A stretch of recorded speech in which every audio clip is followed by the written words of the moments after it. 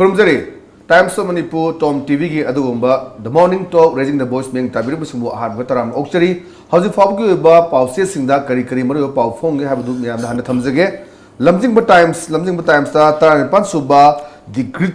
Great Jut Rising Unity Degaton Pantokre, Tungi Mirol Gamakta, Sing me Tami Equipment Ponsin Bamatam Oide Haina, Amuki President Sueba Campaigner, Devana Fongo Kiva Pau Sound of Fonge. Primary school singi phum tokusing PWDagi PIL thakhaiba paulere aduga Congress amadi CPI na phongdok kheba sing yumpham yaudabani haiba hoigi Minister Biswajina phongdok wafum lamjingba times ta yaure mathangda khoi hoyelan pau da leirba si front page da ngamkhai ngakpada thawai kat khaba singda haikat lekat tamduna ikai khumnabu utkre tungi mirol gi khallaga aikhoi punsinna batangai fade Kangluk Amakaki about Kalabadi, Tajan Adaba Tong Sing Lakane have a pau sound fonge. Ram Matangasi impal the Lakadur have a pau so hell and powder, Fonge, Aduga, CAB, section in I way, losing Basin Coke to Shinabamatamoi Haba, Hogi, and Tolesian Basanaza, pau sound fonge. Aduga, baby Lunga Elizabeth mother Keski Matanga, court na accused singi argument here in Chatanaba, Tabak local crab pau see koi. Well and powder fonge. Makata lady bus na POKNAPHAM Pausieni. POKNAPHAM the Yoribasi,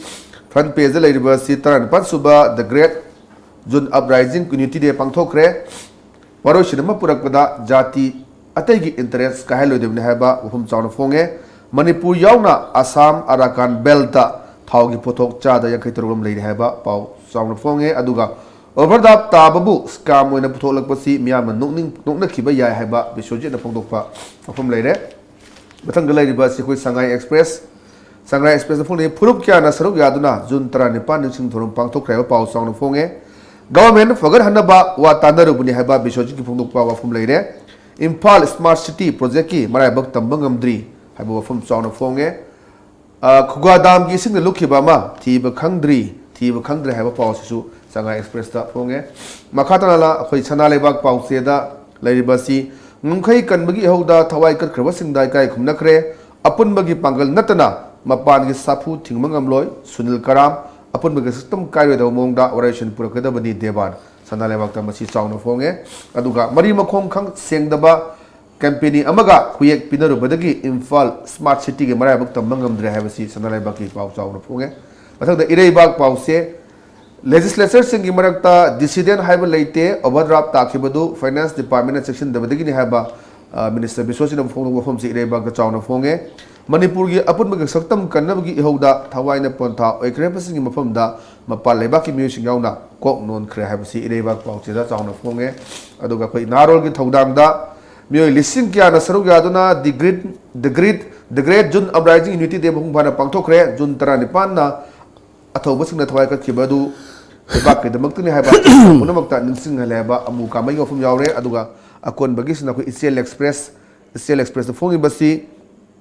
Mio listen Jana, Juntarani Pangato Lake, Rabato, Wissing Leka, Tamcre, Lalo Amakaki, Pen, Abuhanabada, Manipur Machet, Tahanaba, Honor Labadi, India, the Tongana Ledger, Hirakani, Haba, the Banofum, section Watamu Fonge, Bishoja Jauna Minister singing Fanda Halakre, Pau Missingna, Lana Sandok Padagi, Party Manunda, Lengen Manandaba, Malan Benihaba, Bishojina from Lere, Hariba, Maruba, Pausis, Hogi, Pausing Maru Pausing, a secret with the Masi studio da Hogi, Manipur Gadumba, local number 1 Delhi, Yemen, and claim to the back with POKNAPHAM Pausigi, editor G. Robindro Saramelation, Midulera, Egabtaram, no shitty. I got Maru Pausing, I am Mana, Manamanaba, Pausing the phone, Aduga, quite the Gi, I'm not Hogi Tauna, front page the Tauna, Poknaphaam, Juntarani Pagi, Hikaleka Tamba, Sini, was the town of Fonge, to one of whom sing Pongdong, Maruina, Pro Amakaki, Atay the Akaibala from Sulay Aduna, Juntaran Panmaruna, 2001, without territorial limit, Hadana, NSN, I am Gabar Sakawation, Nakibadugi, Wafumadu Yarpada, Hongarabo Dona, Yosi, Mayam, Tuan from the Lakanda, Holakda, Level Todok, Taran Panpuna, Yosi made in the Legadabani. Masi Pantupagi. Nungeba Wahantoxi, Egagi Menda, Masina Kalaifa, the Akogi, Laiba generation, Sida Karamba, Messias of Paujel, Pigin, Egay Molintam. Togdogama, Ningshingba, I would say Yam Tangai Padaba, Kogi, New Bigi, Togdabiadaba, I would say. And I Kogi Nasi for which the talk about Togdo Watok Mayam Magi, ningsing thorom akoi tongan tongan mo pangthok ko mayam se akoi gi patam amagi national hero bir Tekendrojit Pharsi toro hat ki numit koi gi August 3 sahi kuti koi Patriots Day atau singi numit palan tawi adagi koi gi British ka mayuk na gi ba koi gi ning tambagi aroi belan phamni hariba koi gi 1891 gi kano khongjom war madu sahi kuti gi April tang kurum doi da koi tauri mari tauri sing sing nung gi wahan tok adum loina leiba ngak tani ana June 18 gi su lei aru masi thoki basi sai so koi jit so hapet panbiri koi gi June tang taramari da Bangkok ta akoi gi matam tu gi Government of India gi interlocutor Padma Bayaga aduga NSNIM gi Secretary TS Muibaga mabani na khuyak pina ba sign tawna ba akoi gi kanu dagi to 1997 dagi chanarak ba akoi gi moi nakal ani gi ceasefire se without territorial limits amadasu loimak da chadarsi haibagi wafam mama sign tawna bani maduna maram oraga Manipur da akoi gi lakna phana bangam da yamna aki tujing ngai oiba thodok me ama tholok tara koi gi mi trai pan gi putsi loi gi pikam na gi bani ada laiba wapam di 1997 gi August tang amadagi ceasefire si chatna ba hore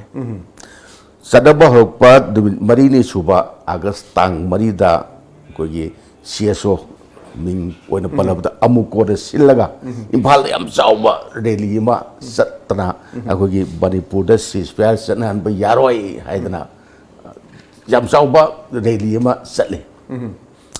madu gi matung da sum ceasefire se extend tawgadawni habagi demand dum lei akoi wari sanare NSNIM adagi moibu sogatpa NSNIM bu sogatpa kanu sing loop sing adagi jati kanglup sing naso demand dog delay adubu Government of India na extended tog de adu kona 2001 gi sida moi pressure na oibusai natraga masi extend tawraga wari sabde na khumang chauchil lakpusu yai na wai thinking amadi leram gani Government of India ge adu tholok ba yai si tawnaroga si tholok ba yai habagi kanu su moi de leibo male aina matam do aina ningsing jabada kanu se koi gi agreement sign tawnaba numit tumakta dadi Imphal da Manipur da thudokpa irang leite adubu matam do gi PR government na akoi gi 144 jari sale masi moi de apprehension ama tholok ba yai habagi kanu ma hana mangjau nu leibo di male madugi precautionary measure oina kasai irang amta leiting da tawyo male adu kasai gi 144 do leina tongan bomai kai mayam di mi mayam si phujin na rega kusigi yam chawba assembly mai thaba kan to mayam thodok tu thoki bani maduda mi trai ban gi punsi bikam na ki bani adugi thodok to ngasi phawba mayam adum ningsing nei mayam da kogi bi hau gi hau kogi bi trani pana thawai kat khribu atai karim tagi nate Manipur gi territorial integrity unity lei buse masidagi kaibi yaroi ceasefire chana hanba si kaibuga adum manen lobi ai ana demand di si kaibi yaroi hebani ceasefire chana hanbusina kahel na big lambi ma yat po oina thoyena lobudagi thukju thoyena lowi ai wakhal su lowi aduna masid makoi gi hana dagi lerei ba territorial integrity si kaibi yaroi akoi apun bu saktam thugai bi yaroi sum leigadawni leminagadawni haibagi sida dum thamgadawni haibagi pandamduda madugi kanududa hojiki kan thodokse thokibani aduna akoi gi apun bu saktam gi damak akoi lei boundary gi damak tadi June 18 je Manipur gi itihas ta yamna maru oiba ka thodok amoina adum lehorgadawni masi matung lakpada sahi singde so adum ngasagi ngasi pangthoiba thoram sidagi hena pak chauna pangthor pusiai magun hen hengalak pusiai sanana mai eg langbi heng bukumna ngarang ki thoram makta da arap mapom kya dagi yam thawai yauna lakna gi bu yawi ada mathang da su maya ma lakna dana hena mapung phawa thoram oigane nai asa tokjei aduga kanosi kyang yamna miyamna masi thawai yauna tobagi hebu khwarmun bazar gi dukan amda thong hangde imphal khwarmun kaithel gi wang bada haidur bu dukan pho thong hangde yam maroi bu dubit amoy na yam senta lepaga kanu tong na bada yam maroi bu dubit ama oi masi atai karim ta gi nate akoi gi apun bu gi sakdam akoi gi territorial integrity ngam khai ngak na bu gi dam tat अरे मखाता ना सेने सेगा कोई यम चाव issue से जु लेबा सरकार सिगी कोई लीडरशिप की मतंग द क्राइसिस से लई अदु ngara tongan ma delhi da kem tongnore sing thongna rakre maroi na khoi han na khoi works minister ba ts pishwajit aduga health minister jent kumar daite mla sing aduga npf ki awang dong muningai tholok tan ngara pawmi sing airport ka una bada ngara khoi gi minister pishwajit phongdo ki bada khoi media na khoi pawsi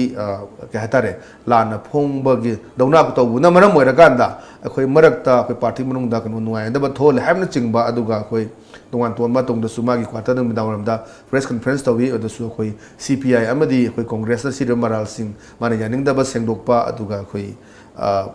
overdraft ta gi matang sengdoi maroi na khoi media na swaina khoi speculation tawraga phong ne hawa phum ma ngasi khoi kanu su yam chaw na khoi gi ichel express ta phongi bisine khoi pawmi singa la na sandok pa ki party da lengjen manada ba malhan bani ha khomje sai da editor amoina khoi POKNAPHAM editor amoina duga media gi su yam koina thabuk to biram ni sai ega kari mo le tham pausi akoi ju phongi aduga akoina phongi bo pausi chumdana khoi bab na sagal laga pangi di isenba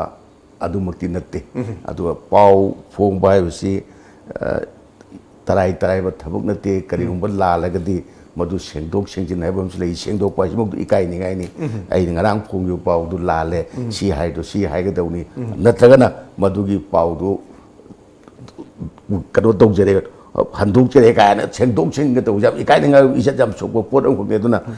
media house am tana pau mundaba pau chumdaba pau pangphong phongjin lamgani habai thajade hoju yari bu kai koi cross check tawraga pau ji phangi bo pau ji pirei bo pau ji chumabra haibase yeng chinlaba matungda phong ba ngaktani aduga ngasi manga tarani sida koi gi rajniti gi oiba phibam siga mari lenana phong gi bo pau singda kanglup amma natraga amma haibadi mukneri ena koina longji haibase muknaba lei haibase bungdari si nakal ani dagi noi du lale haidna hairakpa di koi koji phawi one di leijete POKNAPHAM da aduna di akoina phongi bu pawsi thodok pa lan ba yaudabra haiba ma ai thamjani aduga nung sitna unale mudi yapnate ana manung da kainom lei adu satluriba mayam satluriba center gi lusingba mayam unaruriba amanasu unariba tawriba mayam si manung da kainom lei badudani sungai leite haibadi yaroi aduna ngasagi media da maral pangthang thangjin bi basisu aidi yaraga dik to widaba chumbra ai nei the maina apil tawjani maroi na haji ngara phongdo khibida minister na phongdo khibida khoi party manung da khoi dissident haiba lete khoi dissident haiba wai sine biginu haiba khoi minister gi apil to wasulai swai sidani khoi media ga praja ga swai da praja na media na phongi basi la baza la soirab za la media masin thira za la haiba adu sona kana su pa agan tak pe duni khoi gi cross sector ga phong heba haji leir basi da khoi ngasi sura madhab lakani hari aduga ajeje mal su lakani aduga leir bi issue si losanaba honagani haiba phom su leire manung sidadi kharadi leire adu masi kamaina masi oirak pa yai masi agagi miyeng da koi gi leadership silak pa yabagi mong lew natra kana hana leiriba magi ko status tu le semam le jamoi lo thoki ba koi portfolio sing lo so khanjal laga lo silak pa waro shin amadi soina lakane khali agagi miyeng da karamba waro shin lak pa yai na khalle ko gi hoji phauda aina khabar da yagjabadigi thengnarak pa khoi gi manungi lalhau haibatai sarkar manungi akoi dissident so dum sinare aduga yam kanna thengnagi base koigi leikidraba oza tompokna koigi leikidraba Sri Risang Kaising Matakta, Sanchinba, Lalausi, Yam quite Kanba Laloni. Matam to the Ozato Poxi, Risang Lo Tok Trimake, some caro and Masam Suksang in the Risang Kaising Shilagan Tirupati, the Salaga, some company. And Matam to the Yam Kana Sanction but do study tie center na. Mas 1984 की election matung degi kan lagi mana kan lagi kesai ki moi matam dah dissident ni mesti ko dissident ki hom kan lagi betul na 19 kan oda 88 ki March ta aku ki matam tu ki rais wagi MP lagi kita RK Joy Chandrasi poraga chief minister wele aduga osa tumpok ti oi ki de ada Sigi sumi yang kadi matung dah laku dah aku ki tamuhum thangna lerba si oibobi matam tu su karak second tam dah ani suba aku ki SPF 2 hai tai madu dah mati kitang lagi balik madu yam kui kite aduga yam sau bukan usu oi kite adum lotion ki moi khara Delhi de satna khotna koi kem tor bo kholu ba to lagi ke do yam thuna madu subside tau ki bagi kano tau ke ko tam ohum lei madu da leadership ki kano crisis se thodopa jam sau no manung tadi dum rembe kai leitene ge loimok yana ya po dekhram ho yana da bajum leitam adu mapan thokna hadaki sida tori bus mana su yam sau na tau ki badu sidi ai lei ki da bra na khalle adu werak pa ya basi ai kano da cancel la ga di center na adum akogi amana tra amu sum kalla thambadi yaro adu kallaga sum makan beda sokpa mawonda tawru beda simang jaba haiba mayam gakji mo yu kulam gane na da khanarang gane khalle ada huji parliament session manung nina khut tharakane ba thajate adna kanogi khogi august phau manung dadi khogi natra khogi July 26 ki matung dadi kanom di lakadra sinbu sillasu tan chadagadi khogi assembly se suspended animation thammaga PR torpa yabagi film leibra ka gaina sibaw koi otopo yabra leibra aina tangai phad pharaktragadi torkadu jala gaina asidene khogi COSO mayamna khogi manipur kanu PR kobiganu hoji manipur gi film siam lui adu PR torkadi se 2001 gi PR manung thokpani asumba mayam leibuduna PR kobiganu kaina haise tona PR gi su yam nakna lei silak pasu yai silak ta pasu yai rajti singa si khanari se haying si orak pa yai se amorom to phala ra chakiba rajti kanu si tambangam poti nate haijo hainei duni rajti da maruk leiti yengam leiti ngasi khanari ba se ngasi yanade longne se bisojika siri pireng se hayen wala mahur samnar sabinu su kang poti basi rajti de maruk leiti de hari makha da ba me ama khoi khanba NPF ki aduga khoi NPP ki su me am le marak sida ga atin break tang lobzage break matung na makha khanjage bios makha ta na khoi khana ki ni me am dodum chapi ganu atin break tang lobzage break matung da khoi makha ta na khoi nei ne jaki Pabiyu, Nainabiyu, Tanabiyu, Lamjingba Times. Makhal Mathelgi Khudol, Maru Oiba Pau, local, national, international, Sanabungi Paugdam, Mahiro Singinamak, Maitai Mayekda, Akanana, Mapung Faraba Paung Singba, Lamjingba Times, Lamjingba Times. Isa ki Pau set Hadariba Hawker Singda Haibiraga, Lobiba Yaragani. Manipur के अहानबा private satellite channel Tom TV Times of Manipur cable TV service अथुब मतमदा हौजरगनी Lamjing group की unit अमा ओइरिबा Tom TV cable networking service की distributor खरसु पामजे हेना कुपमरोल गिदमक Nagamapal RIMS road Nityanand temple मनाक्ता लैबा लमजिंग ग्रुप की कॉर्पोरेट बिल्डिंग नत्रगा अखुगी मोबाइल नंबर 8132089758 असिदा कांटेक्ट तौबिरउ खुदोंग चाबासी मांगहनबिगनु break matung da tram lok seri makha ta na egala sini singarang se khoi minister health minister khoi NPP gi el gent ko ma chu thole air patam yang wai sanagi matam da hawjile uhang di khoi mamang gi jun taruk ta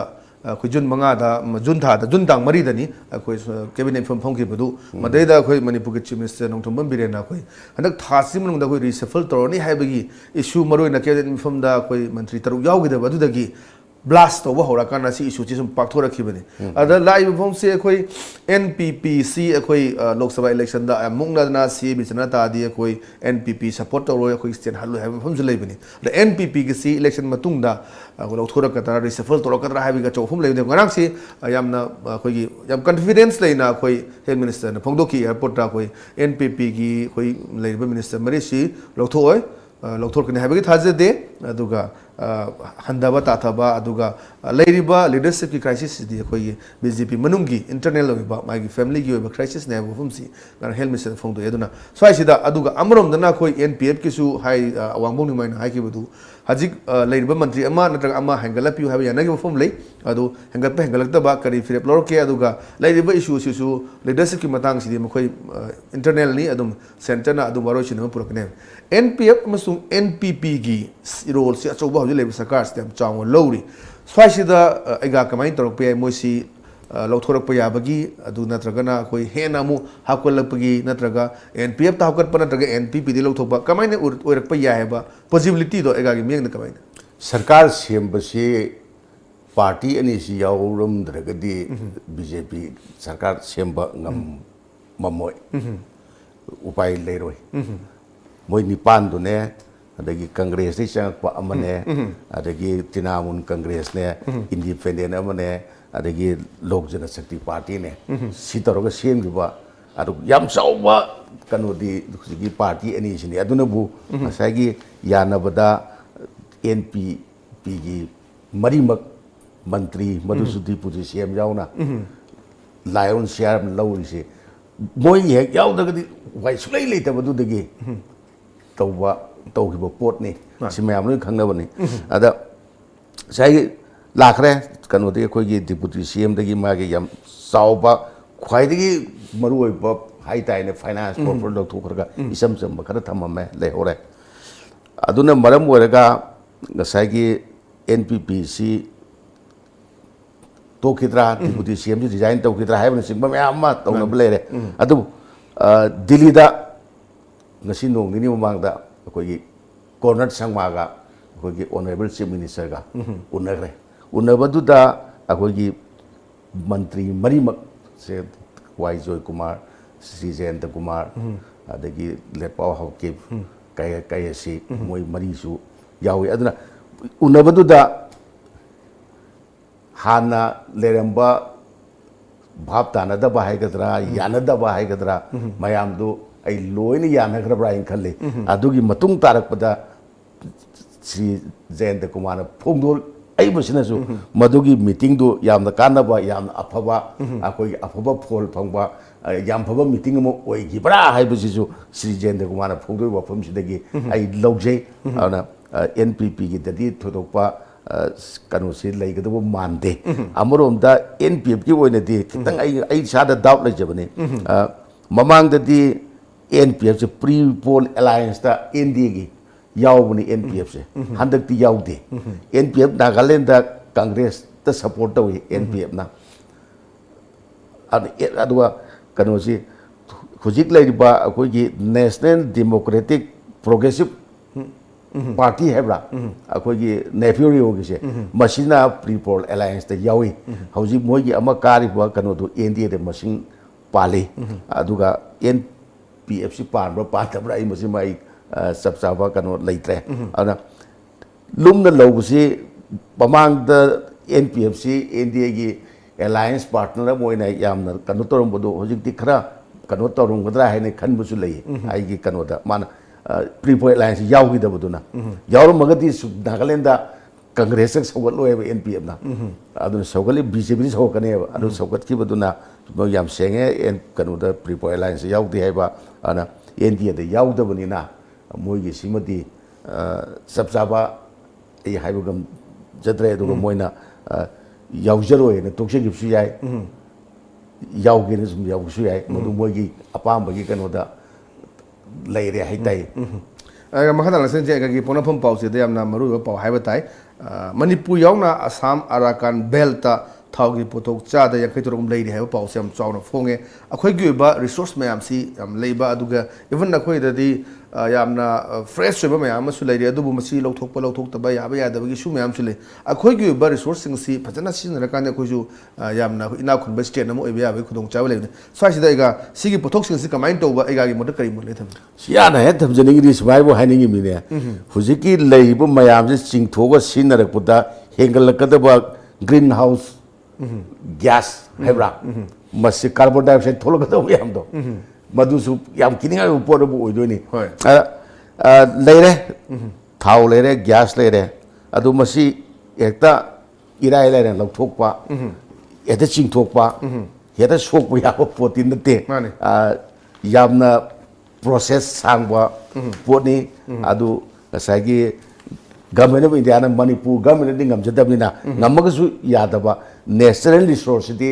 India ꯒꯚꯔꯟꯃꯦꯟꯠꯀꯤ ꯀꯩꯅꯣ ꯈꯨꯠꯇ ꯂꯩꯕ ꯄꯣꯠꯅꯤ ꯁ꯭ꯇꯦꯠꯇ ꯂꯩꯇꯕꯅꯤना ꯑꯗꯨ government of ꯏꯟꯗꯤꯌꯥꯅ ꯀꯔꯝꯕ ꯃꯑꯣꯡꯗ ꯂꯧꯊꯣꯔꯛꯀꯗꯒꯦ ꯂꯧꯊꯣꯛꯅꯕ ꯍꯣꯠꯅꯔꯛꯄꯗ ꯂꯣꯀꯦꯜꯒꯤ ꯃꯤꯌꯥꯝ ꯂꯣꯀꯦꯜ ꯍꯥꯏꯕ ꯇꯥꯏ ꯃꯅꯤꯄꯨꯔꯒꯤ ꯃꯤꯌꯥꯝ ꯑꯁꯥꯝ ꯑꯣꯏꯔꯒ ꯀꯩꯅꯣ ꯇ꯭ꯔꯤꯄꯨꯔꯥ ꯑꯣꯏꯔꯒ ꯇ꯭ꯔꯤꯄꯨꯔꯥꯒꯤ ꯃꯤꯌꯥꯝ ꯁꯨꯝꯕ ꯃꯐꯝ ꯃꯐꯝꯗꯨꯒꯤ ꯃꯤꯌꯥꯝꯅ ꯀꯔꯤ ꯍꯥꯏꯔꯛꯀꯗꯒꯦ ꯀꯩꯗꯧꯔꯛꯀꯗꯒꯦ ꯍꯥꯏꯕꯁꯤ ꯌꯦꯡꯕ ꯑꯃꯈꯛꯇꯤ ꯆꯪꯉꯤ ꯑꯗꯨꯒ ꯍꯧꯖꯤꯛꯐꯥꯎꯗ ꯃꯅꯤꯄꯨꯔꯒꯤ ꯀꯟꯇꯦꯛꯁꯇ ꯍꯥꯏꯖ ꯇꯥꯔꯒꯗꯤ ꯇꯃꯦꯡꯂꯣꯡꯗ ꯂꯩ ꯈꯣꯠꯂꯦ ꯊꯥꯎ ꯊꯤꯕ ꯈꯣꯠꯄ ꯇꯧꯕ ꯃꯇꯝꯗꯨꯗ ꯑꯩꯈꯣꯏꯒꯤ ꯌꯥꯅꯤꯡꯗꯕ ꯐꯣꯡꯗꯣꯛꯅꯕ ꯃꯌꯥꯝ ꯑꯃ ꯂꯩꯈꯤ ꯑꯗꯨ ꯇꯧꯕ ꯌꯥꯔꯣꯏ ꯑꯗꯥ ꯇꯧꯕ ꯌꯥꯔꯣꯏ ꯑꯗꯨ ꯌꯥꯔꯣꯏ ꯍꯥꯏꯕꯁꯤꯡ ꯃꯌꯥꯝ ꯂꯩ ꯑꯗꯨꯅ ꯃꯁꯤ ꯃꯤꯌꯥꯝꯒꯤ ꯑꯌꯦꯠ ꯑꯄꯟꯗꯨꯅ ꯃꯔꯝ ꯑꯣꯏꯔꯒ ꯑꯩꯈꯣꯏꯒꯤ ꯊꯥꯎ ꯊꯤꯕꯒꯤ ꯊꯕꯛ ꯇꯧꯕ ꯀꯝꯄꯅꯤꯁꯤꯡ ꯊꯕꯛ ꯇꯧꯕ ꯉꯝꯗꯗꯅ ꯆꯠꯅꯈꯤꯕꯒꯤ ꯀꯩꯅꯣꯁꯨ ꯂꯩ ꯑꯗꯨꯅ ꯀꯗꯥꯏ ꯐꯥꯎꯕ ꯑꯣꯏꯊꯣꯛꯀꯗꯧꯕꯅꯣ ꯍꯥꯏꯕꯗꯨ ꯌꯦꯡꯕ ꯇꯥꯕꯅꯤ ꯑꯗꯨꯒ ꯀꯩꯅꯣꯒꯤ ꯑꯣꯏꯅꯗꯤ ꯂꯥꯏꯔꯕ ꯌꯥꯝ ꯂꯥꯏꯔꯖꯔꯤꯕ ꯃꯅꯤꯄꯨꯔ ꯒꯚꯔꯟꯃꯦꯟꯠꯀꯤ ꯑꯣꯏꯅꯗꯤ ꯍꯧꯖꯤꯛꯀꯤꯗꯨ ꯂꯥꯛꯄ ꯃꯇꯝꯗ ꯔꯣꯌꯦꯜꯇꯤ ꯐꯪꯒꯗꯧꯅꯤꯅ ꯈꯔ ꯃꯈꯩꯗꯤ ꯒꯚꯔꯟꯃꯦꯟꯠꯀꯤ ꯁꯦꯜ ꯊꯨꯝꯒꯤ ꯐꯤꯕꯝ ꯐꯒꯠꯍꯟꯕꯗ ꯃꯇꯦꯡ ꯑꯣꯏꯒꯅꯤ ꯑꯃꯔꯣꯝꯗ ꯁꯣꯝꯗ ꯃꯥꯡꯉꯤ ꯍꯥꯏꯔꯤꯕꯗꯨ ꯑꯗꯨꯅ ꯃꯥꯡꯕ ꯑꯗꯨ ꯌꯦꯡꯕ ꯇꯥꯕꯅꯤ ꯃꯈꯥꯗ ꯂꯥꯛꯁꯤꯟ ꯑꯩꯈꯣꯏ ꯁꯅꯥ ꯂꯩꯕꯥꯛ ꯄꯥꯎꯆꯦꯗ ꯃꯔꯨꯑꯣꯏꯕ ꯄꯥꯎ ꯍꯥꯏꯕ ꯇꯥꯏ ꯃꯔꯤ ꯃꯈꯣꯡ ꯁꯦꯡꯗꯕ ꯀꯝꯄꯦꯅꯤ ꯑꯃꯒ ꯈꯨꯌꯦꯛ ꯄꯤꯅꯔꯨꯕꯗꯒꯤ ꯏꯝꯐꯥꯜ ꯁ꯭ꯃꯥꯔꯠ ꯁꯤꯇꯤꯒꯤ ꯃꯔꯥꯏꯕꯛ ꯇꯝꯕ ꯉꯝꯗ꯭ꯔꯦ ꯍꯥꯏꯕ ꯄꯥꯎ ꯑꯃ ꯑꯩꯈꯣꯏ ꯆꯥꯎꯅ ꯐꯣꯡꯉꯦ ꯃꯔꯨꯑꯣꯏꯅ ꯑꯩꯈꯣꯏ ꯁ꯭ꯃꯥꯔꯠ ꯁꯤꯇꯤꯁꯤ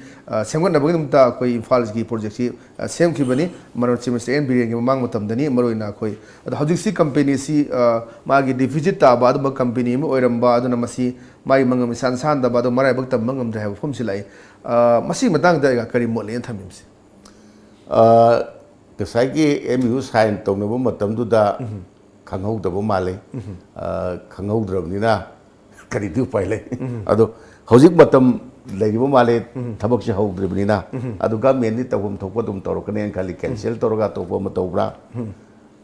ꯅꯠꯇ꯭ꯔꯒ ꯍꯧꯖꯤꯛꯀꯤ ꯀꯩꯅꯣꯗꯨ ꯃꯈꯥ ꯇꯥꯅ ꯌꯦꯡꯁꯤꯜꯂꯒ ꯉꯁꯥꯏꯒꯤ ꯗꯤꯐꯤꯖꯤꯠ ꯇꯥꯕꯁꯤ ꯇꯥꯏꯝ ꯇꯨ ꯇꯥꯏꯝ ꯑꯗꯨꯝ ꯀꯩꯅꯣ ꯇꯧꯕ ꯔꯤꯀꯨꯞ ꯇꯧꯕ ꯃꯇꯝꯁꯨ ꯂꯩꯔꯝꯕ ꯌꯥꯏ ꯑꯗꯒꯤ ꯍꯧꯖꯤꯛ ꯇꯥꯔꯝꯗꯕꯁꯨ ꯌꯥꯏ ꯇꯥꯗꯅ ꯁꯨꯝ ꯂꯩꯔꯝꯕꯁꯨ ꯌꯥꯏ ꯑꯗꯨꯅ ꯃꯌꯥꯝꯗꯨ ꯌꯦꯡꯉꯒ ꯒꯚꯔꯟꯃꯦꯟꯠꯅ ꯇꯧꯐꯝ ꯊꯣꯛꯄ ꯑꯃ ꯇꯧꯔꯛꯀꯅꯦꯅ ꯈꯜꯂꯤ ꯇꯧꯐꯝꯁꯨ ꯊꯣꯛꯏ ꯅꯠꯇ꯭ꯔꯒꯗꯤ ꯀꯔꯤꯒꯨꯝꯕ ꯍꯧꯖꯤꯛꯀꯤꯗꯨꯅ ꯃꯔꯝ ꯑꯣꯏꯔꯒ ꯁ꯭ꯃꯥꯔꯠ ꯁꯤꯇꯤꯗꯨ ꯊꯦꯡꯊꯔꯛꯄ ꯁꯣꯏꯊꯔꯛꯄ ꯇꯧꯔꯒꯗꯤ ꯉꯁꯥꯏꯒꯤ ꯏꯟꯗꯤꯌꯥꯒꯤ ꯑꯣꯏꯅ 100 ꯈꯛꯇꯅꯤ ꯈꯜꯂꯤꯕ ꯃꯗꯨꯗ ꯌꯥꯎꯕꯅꯤ ꯏꯝꯐꯥꯜꯁꯤ ꯑꯗꯨ ꯃꯌꯥꯝꯅꯁꯨ ꯁ꯭ꯃꯥꯔꯠ ꯁꯤꯇꯤꯒꯤ ꯑꯁꯥ ꯑꯃ ꯇꯧꯖꯗꯅ ꯂꯩꯔꯤꯕꯅꯤ ꯍꯧꯖꯤꯛꯀꯤ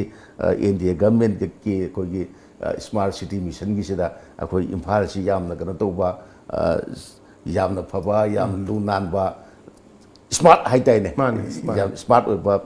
ꯁꯣꯍꯔ ꯑꯃ ꯑꯣꯏꯒꯅꯤ ꯍꯥꯏꯅ ꯑꯁꯥ ꯇꯧꯔꯒ ꯂꯩꯔꯤꯁꯤ ꯍꯧꯖꯤꯛꯁꯤꯅ ꯃꯔꯝ ꯑꯣꯏꯔꯒ ꯀꯥꯏꯊꯔꯛꯄ ꯇꯥꯔꯒꯗꯤ ꯃꯤꯌꯥꯝ ꯌꯥꯝ ꯅꯨꯡꯉꯥꯏꯅꯗꯕꯁꯨ ꯌꯥꯏ ꯒꯚꯔꯟꯃꯦꯟꯠꯀꯤ ꯀꯩꯅꯣꯗꯁꯨ ꯌꯥꯝꯅ ꯐꯖꯍꯧꯗꯕ ꯑꯃ ꯂꯩꯍꯧꯕ ꯌꯥꯏ ꯑꯗꯨꯅ ꯒꯚꯔꯟꯃꯦꯟꯠꯅ ꯃꯁꯤ ꯌꯥꯝ ꯊꯨꯅ ꯌꯦꯡꯁꯤꯜꯂꯒ ꯂꯧꯈꯠꯄ ꯌꯥꯕ ꯊꯕꯛ ꯂꯧꯈꯠꯄ ꯆꯨꯝ ꯍꯥꯏꯅ ꯈꯜꯂꯤ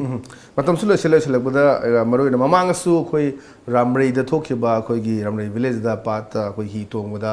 ꯑꯩꯈꯣꯏ ꯂꯩꯈꯤꯗꯕꯒꯤ ꯏꯁꯨ ꯂꯩꯇꯅ ꯃꯅꯤꯄꯨꯔ ꯁꯔꯀꯥꯔꯅ ꯍꯥꯏꯔꯤꯕ ꯑꯩꯈꯣꯏ ꯕꯣꯇꯤꯡ ꯇꯧꯕ ꯑꯦꯔꯤꯌꯥꯁꯤꯡꯁꯤ ꯂꯥꯏꯐ ꯖꯦꯀꯦꯠ ꯌꯥꯎꯗꯕ ꯑꯗꯨꯒ ꯃꯁꯥꯒꯤ ꯑꯣꯏꯕ ꯌꯥꯔꯕ ꯁꯔꯀꯥꯔꯅ ꯌꯥꯔꯕ ꯕꯣꯠꯁꯤꯡ ꯁꯤꯖꯤꯟꯅꯔꯒ ꯆꯠꯀꯗꯕꯅꯤ ꯍꯥꯏꯕꯒꯤ ꯏꯁꯨ ꯂꯩꯔꯤꯀꯥꯟꯁꯤꯗ ꯑꯩꯈꯣꯏ ꯈꯨꯒꯥꯗꯥꯝꯗ ꯑꯩꯈꯣꯏ ꯉꯔꯥꯡ ꯑꯩꯈꯣꯏꯒꯤ ꯁꯥꯇꯨ ꯑꯩꯈꯣꯏ ꯄꯥꯠꯇ ꯃꯌꯥꯝ ꯄꯤꯛꯅꯤꯛ ꯆꯠꯄ ꯆꯠꯈꯤꯕ ꯃꯤꯑꯣꯏ ꯑꯃ ꯕꯤꯁꯅꯨꯄꯨꯔꯒꯤ ꯖꯣꯏꯄꯨꯔ ꯈꯨꯅꯧꯗꯒꯤ ꯃꯤꯑꯣꯏ ꯑꯃ ꯊꯤꯕ ꯈꯪꯒ ꯂꯩꯔꯤ ꯍꯥꯏꯕ ꯄꯥꯎꯁꯤ ꯆꯥꯎꯅꯁꯨ ꯌꯥꯎꯔꯦ ꯃꯔꯨꯑꯣꯏꯅ ꯑꯩꯈꯣꯏ ꯁꯤꯅ ꯃꯔꯝ ꯑꯣꯏꯔꯒ ꯏꯚꯟ ꯂꯣꯛꯇꯥꯛꯇ ꯑꯗꯨꯒ ꯑꯇꯩ ꯑꯇꯩ ꯋꯥꯇꯔ ꯕꯣꯗꯤ ꯂꯩꯔꯤꯕꯁꯤꯡꯁꯤꯗ ꯃꯇꯝ ꯀꯨꯏꯅ ꯍꯤꯁꯤ ꯍꯣꯜꯍꯟꯗꯗꯅ ꯃꯁꯥꯒꯤ ꯆꯞ ꯆꯥꯕ ꯅꯤꯌꯣꯝ ꯃꯈꯥꯗ ꯀꯟꯁꯔꯟ ꯗꯤꯁꯤꯁꯤꯡꯅ ꯆꯦ ꯊꯣꯛꯇꯅ ꯂꯥꯛꯈꯤꯕꯅꯤ ꯑꯗꯨ ꯁꯨꯃꯥꯏꯅ ꯁꯤꯒꯤ ꯄꯥꯎꯁꯦ ꯑꯩꯒꯁꯨ ꯌꯥꯎꯔꯦ ꯄꯣꯛꯅꯐꯝ ꯑꯗꯨ ꯄꯥꯎꯁꯦ ꯑꯌꯥꯝꯕꯗ ꯂꯣꯏꯅ ꯌꯥꯎꯔꯦ ꯁꯤꯒꯨꯝꯕ ꯑꯩꯈꯣꯏꯒꯤ